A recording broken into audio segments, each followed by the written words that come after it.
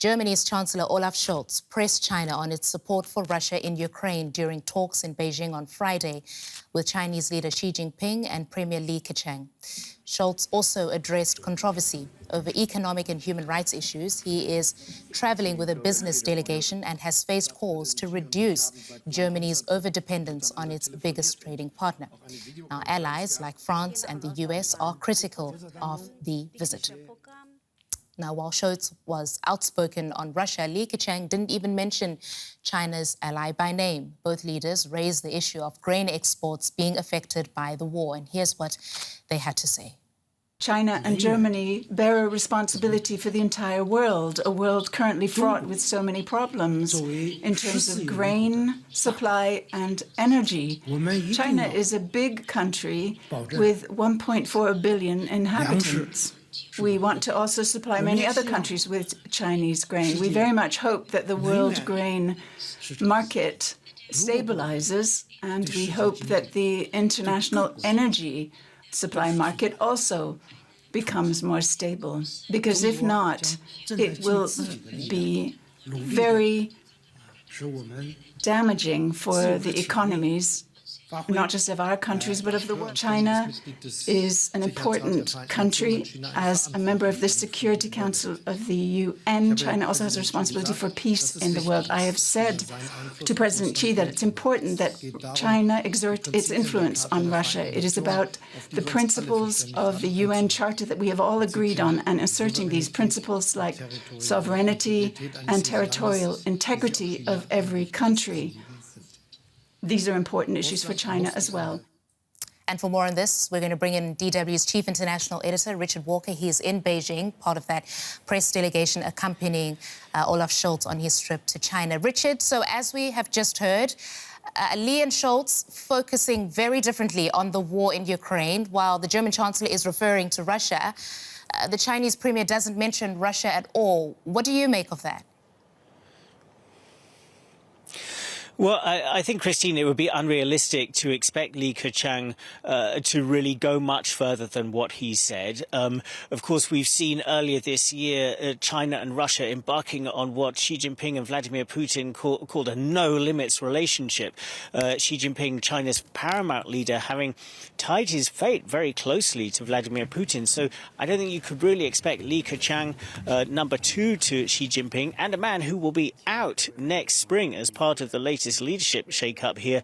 You wouldn't really expect him to sort of throw Russia under the bus in a press situation like that.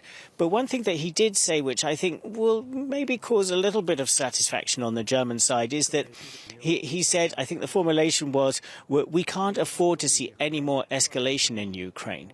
And I think that will be taken by the many observers, I think, to be at least an oblique reference to the threats of nuclear escalation that have been coming out of Russia. So I think there may be at least some mild satisfaction with that. But in terms of Olaf Scholz, I mean, he was very clear, and perhaps clearer than some would have expected him to be, that he expected Russia to use its influence. He expected China to use its influence over Russia in dealing with this war. And really, very clearly, as we just heard there, saying that as a great country, as a large country, as a permanent member of the UN Security Council, that China has the responsibility to do so. Richard, we're looking at pictures, we're playing back pictures of that press conference as you're speaking, and I wondered what else stood out from that encounter between Olaf Scholz and Keqiang. Yeah, well, I think overall Scholz was probably more outspoken, a bit more critical in the kind of edge of his comments than many of the critics of this trip might have expected going into this trip.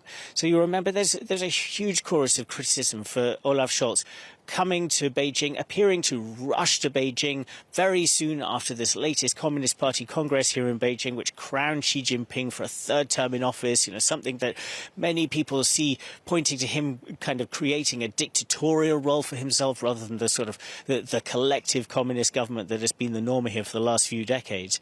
The fact that he brought a business delegation being taken as a sign that, this is a return to the sort of corporatist approach towards China that was the hallmark of Angela Merkel. And Scholz, I think, it was under some pressure and then did deliver some fairly clear messages on a range of issues. We've already talked about Russia-Ukraine. He also talked about Xinjiang, for instance, denying that speaking out about the civil right, the human rights violations going on in Xinjiang is some sort of interference with Chinese internal affairs, which is usually Beijing's line, rebuffing those criticisms. Also talking about Taiwan, the increased concerns that have been raised recently that China could go ahead with a potential invasion, saying that Germany's one China policy is all about peace across the Taiwan Strait and that the status quo cannot be changed without peace and consensual movements on both sides. All right, that's DW's Chief International Editor, Richard Walker, in Beijing for us. Thank you for your reporting, Richard. Our reporter Emily Leschner has been looking at the tense economic relationships between the two powers. The visit comes as Germany's reliance on China is being scrutinized. European leaders say it puts Germany in a vulnerable position, just as its dependency on Russian energy exports left it exposed after the war in Ukraine. But untangling itself from China's market will be complicated. For the last 6 years in a row, the country has been Germany's largest trading partner. In 2021, more than 245 billion euro worth of goods were traded between the countries. That's way ahead of Germany's next to most important trade partners, the Netherlands and the United States. Polling shows nearly 70% of Germans want to reduce dependence on China, even if it means sacrificing prosperity. The sentiment may be harder for German businesses to share. About 5,000 German companies are active in China today, with investments of about 90 billion euros. Germany is not just a major source of investments that creates a lot of jobs, including in places where China is economically quite struggling, like in its northeast, which is sort of the Rust Belt. That's where a lot of the German car makers are. And they provide a really important ballast to the economic situation in those regions. It's a relationship that has advantages for both nations. Beijing controls much of the rare earths and lithium that's needed to create green infrastructure. Germany also relies on Chinese semiconductor chips. During Angela Merkel's 16 years as chancellor, ties with China flourished. Merkel often favored engagement rather than confrontation. But Scholz's current coalition government has called for a harder stance. It is not just a partner in international issues, but also a competitor and even more a rival in view of its understanding of the international order. In May, Germany Economy Minister Robert Habeck denied Volkswagen guarantees on its investments in China, which it had enjoyed for years, all part of Habeck's plan to reduce Germany's dependence on the Chinese market.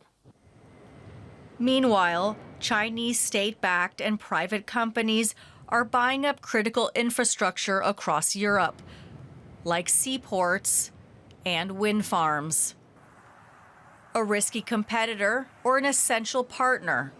The world is watching Olaf Scholz's government to see where the relationship between China and Germany goes next. And for more on Scholz's trip to China, we can speak to our correspondent, So Sung Han. What do both sides want to get out of this trip, So? Well, if we want to know the answer, first we want to look at the timing of Scholz's visit. Scholz is the first European leader to visit China after the latest party congress of the Chinese Communist Party, where Xi Jinping began his third term unprecedentedly as a Chinese top leader. And also for Olaf Scholz, is also his first visit to China after he took office. So if we quote Xi Jinping's words, that he thinks that this visit will enhance the mutual understanding and trust and deepen practical cooperation in various fields. And in China, many experts also look at this Scholz visit as a business trip, as he brings all these business giants along with him. So in this trip, also people expect the two sides will talk about concrete trade plans or even market access for a lot of German business. So for China, it's also important because we know China's economy is looming under its zero COVID policy. So it also needs the Germany to come to China to talk about more practical economic cooperation as their leverage for their political interest in Europe. OK, so there's a positive tone right at the start of this meeting. Is there any sign, though, of the ice thawing between the two nations? Well, Daniel, yes and no. Of course, both leaders talk about the next stage of the Sino-German relationship, but we know there are a lot of preconditions for China because the President Xi Jinping, he also mentioned that both sides should have this relationship based on principles of mutual respect, seeking common ground while reserving differences. We know that the main goal of Olaf Scholz's time, another goal is to have a talk with Xi Jinping on the Ukrainian war. We know China have this quasi-support attitude toward the war. So a lot of leaders, they hope that Olaf Scholz will be able to raise this question and ask Xi Jinping if he could possibly maybe have a talk with Russian President Putin to put on some pressures on Russia to stop this conflict in Ukraine. But we know China has a very different attitude toward this issue. So if both sides cannot reach consensus on this issue, so it's really hard to say that if Germany and China will be able to have a better relationship if we have such a different stance on the issue on Ukrainian war. So we've seen all kinds of infighting inside the German government over its approach to China. Could the German government's views on Taiwan and human rights abuses in China make the two countries coming together difficult?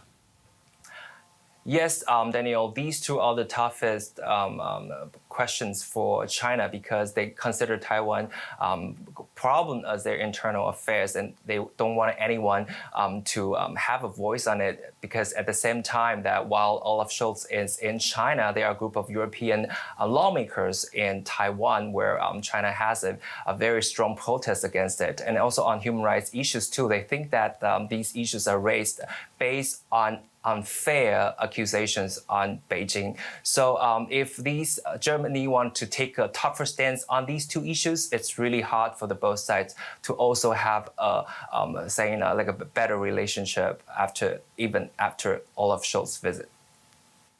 So in Taipei for us, thank you very much for that.